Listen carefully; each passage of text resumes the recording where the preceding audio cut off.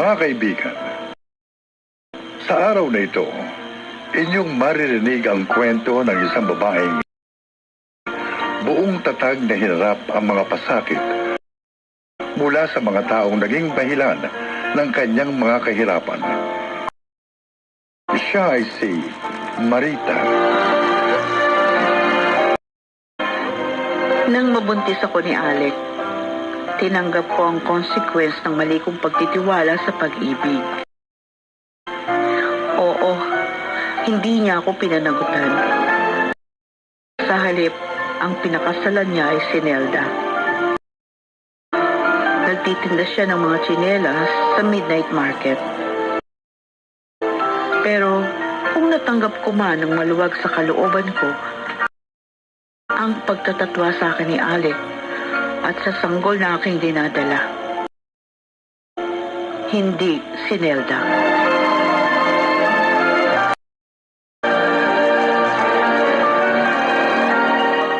Iniwan mo ako, Nelda!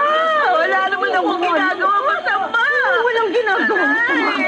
Wala ako, di ba? Bakit ano mo ako? Kaya nakunan ako sa pinagbubuntis ka! Walang niya! Hindi ako makukulap! Wala akong alam sa sinasabi mo! Talagang ayaw mong umamin, ha? Ha? Nasaktan si Marita! Bitiwan mo siya! Ako na mangyari sa pinagbubuntis niya! Yan nga ang gusto ko eh. Ang makunan din siyang katulad ko para patas na kami alimonang. Parang awa mo na. Huwag mong idama yung magiging anak ko. Wala siyang kasalanan sa'yo. Bibitiwan lang kita kapag wala ka nang hininom. Sabi bitiwan mo si Marita!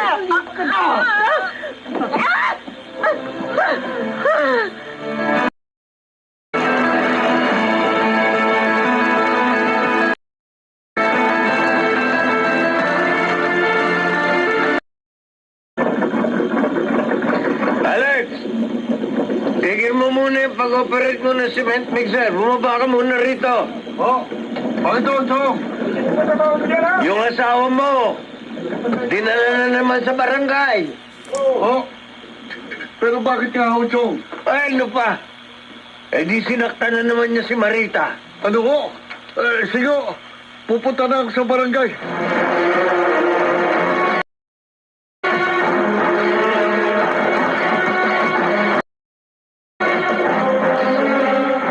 Ay, kung ako lang talagang masusunod.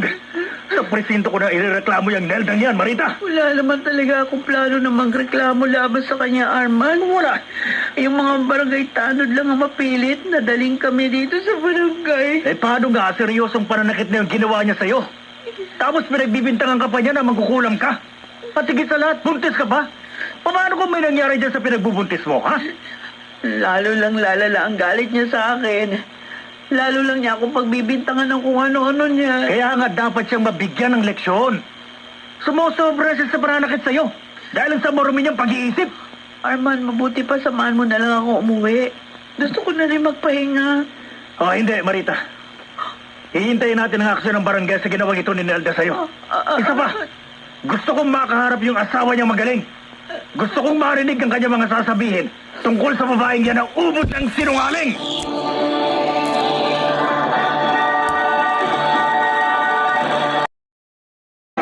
Ito ang aking buhay.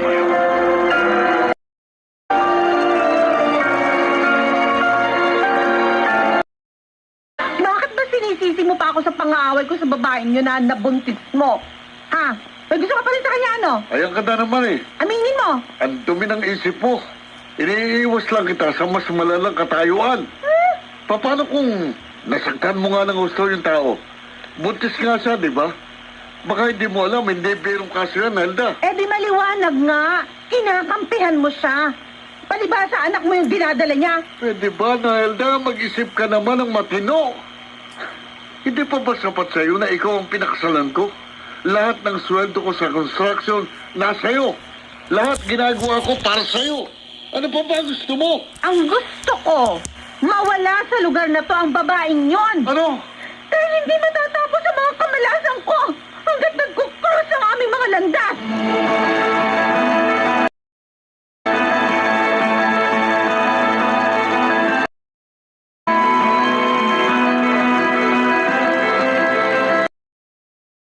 Oy, Ruben. Kumusta ba yung naging paghaharap sa barangay kahapon ni Marita at Telda?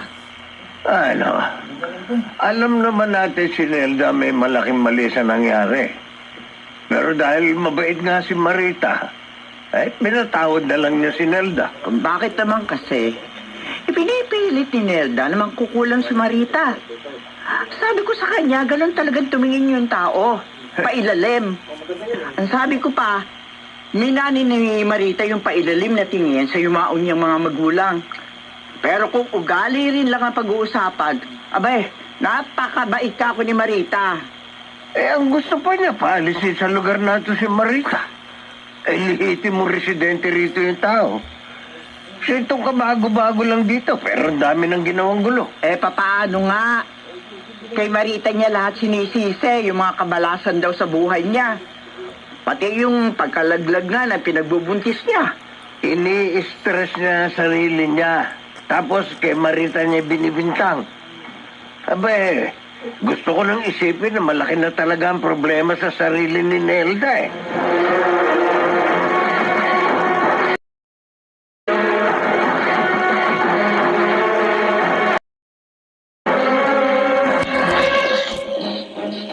Oy, Marita! Nelda, bakit may dala kang patalim? Anong binabalak mo? Natatandaan mo yung pelikulang tumakbo ka hanggang gusto mo? Gusto ko, ganon din ang gawin mo. Ha? Sige, Marita. Tumakbo ka hanggang gusto mo.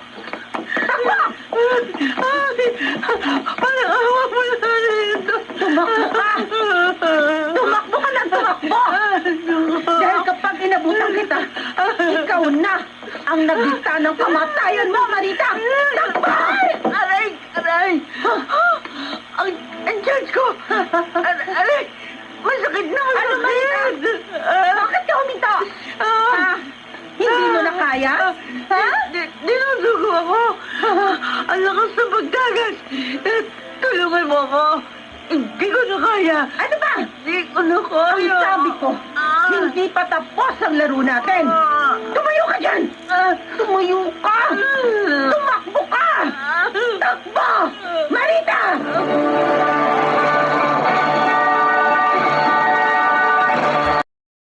Ito ang aking buhay.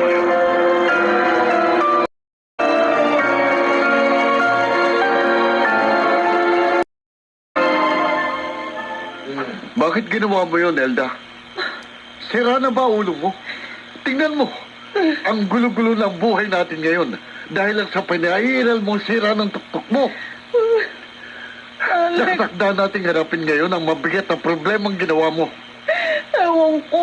Hindi ko rin alam kung bakit ko ginawa yun. Basta ang alam ko, nakadarama ako ng panalo kapag tinasaktan ko si Marita. Kapag naaapi ko siya. Wala namang atras sa'yo si Marita. Kung tutusin, ako nga may malaking atras sa kanya dahil hindi ko pinanagutan yung sanggol na dinadala niya. Tapos ngayon, lalo mo pang dinagdagan yung malaki na nga problema. Dapat nga magpasalamat ka sa akin. Dahil nakuna si Marita. Ano? Ngayon, wala na siyang dahilan pa para umasang babalikan mo pa siya. Walang ganong senaryo sa pagitan namin ni Marita. Ikaw lang itong magulo. Tahimik na mga bagay sa pagitan namin dalawa. Pero ginulong pang lahat. Pwede ba, Nelda? Magsisi ka naman sa mga ginagawa mo. Magsisi ka!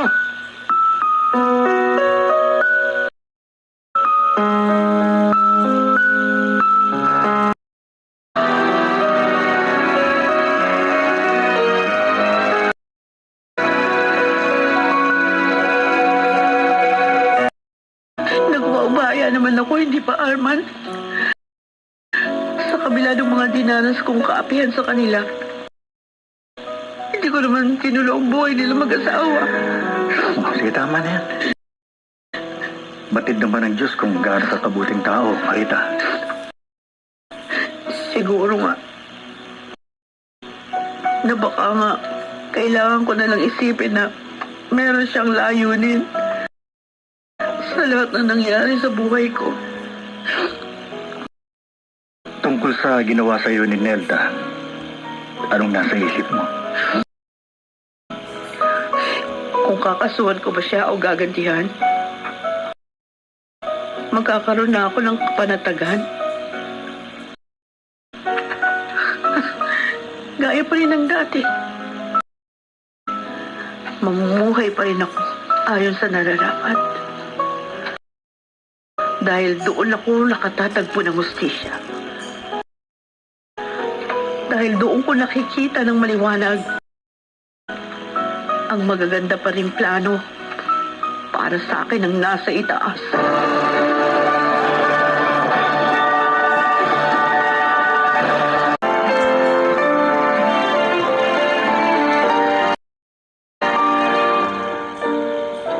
Para sa akin, nagpapatuloy ang daloy ng mga positibong pag-asa sa buhay sa pamamagitan ng maayos na pakikipag-ugnayan mula sa mga taong naging dahilan ng aking mga kalungkutan. Matagal na rin wala rito sa lugar namin sina Alex at Nelda. Siguro, natagpuan na rin nila ang kapanatagan sa lugar na kinaroroonan nila ngayon. Katulad ko, na namumuhay na rin ng payapa. Ayon sa mga simpleng pangarap na aking nasimulan. Ako si Marita, at ito ang aking buhay.